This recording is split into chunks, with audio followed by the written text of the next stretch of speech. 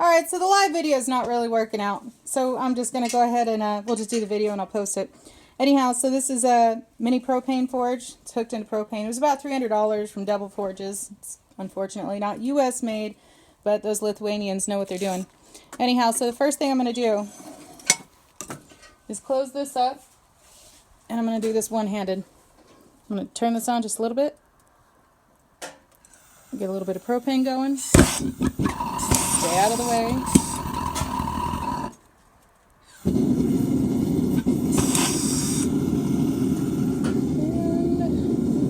And there we go. Alright, so we got about 5 stamps in there. I'm going to have to move pretty quick. Now, first of all, you'll notice that I don't put any stamps in there. Try to keep the stamps from going past the left or the right of the wood. And there's a good reason for that, because the insulation on the lid itself will actually cause those outside stamps to get too hot. So basically what the idea is right here, and you can do this with the torch. It doesn't take much. You just have to put on a fire brick, like the ones that I have laid out here. Those are actual fire bricks. And just heat it up, but make sure that the design end is above red hot. You got to make sure you get it to near yellow hot. You want to heat the whole stamp up, and it helps to go back and forth if you're using a forge.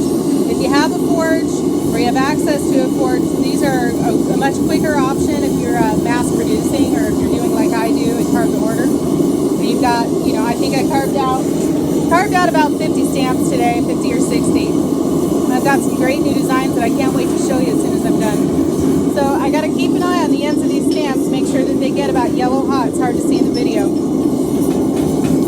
And then what we're going to do one by one is we're going to quench them in some automatic transmission fluid. And,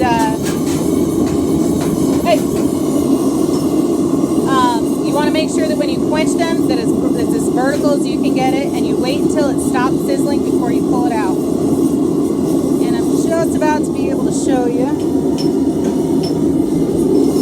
You never want to stand directly in front of this thing because the glory hole right there, it's hot. This thing gets up to, I think it was like 3,400 degrees. So you really got to keep an eye on your stamps and make sure that they don't get too hard. And while they're almost there. While these are heating up, the idea behind this is your 01 tool steel that you get. It comes in a 3-inch rod. Okay, you can get different lengths. And then you have to cut it down, but it already comes pre-annealed. So you can carve into it. When you harden it,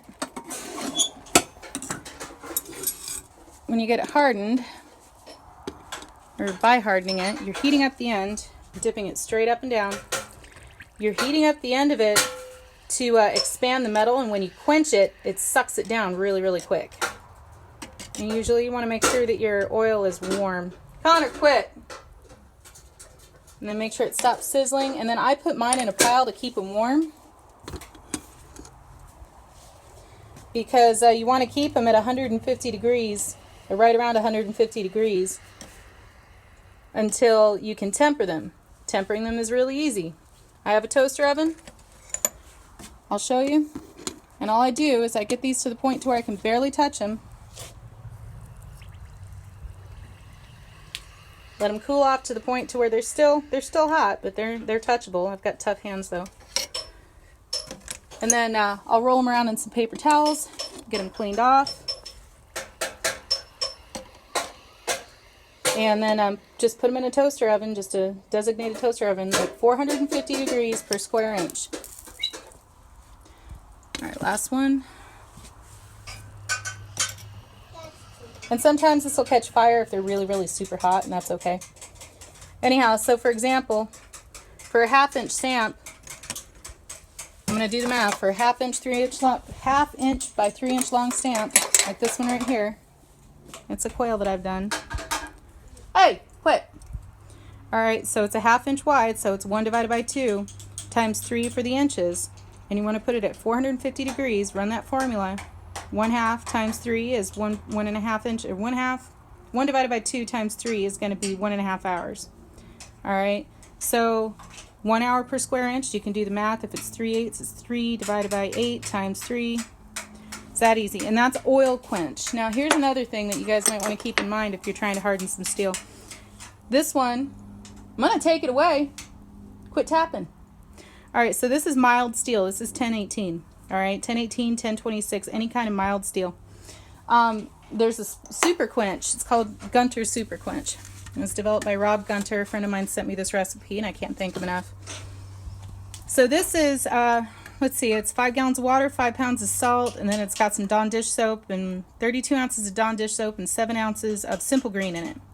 And so when I'm finished, when I actually harden these to the same point to where the ends are glowing yellow hot, I'll put them in a super quench, okay? And it'll pop. These ones you don't even need to put in the oven and temper, but this is the only way that you're going to get mild steel tool hard, okay? Anyhow, I hope that helped you guys out a lot. Let me know if you guys have any questions. Sorry about the live feed. Didn't work out. Beautiful Central Oregon day. Got my lake down there. I'm hoping to go fishing tomorrow. And take care.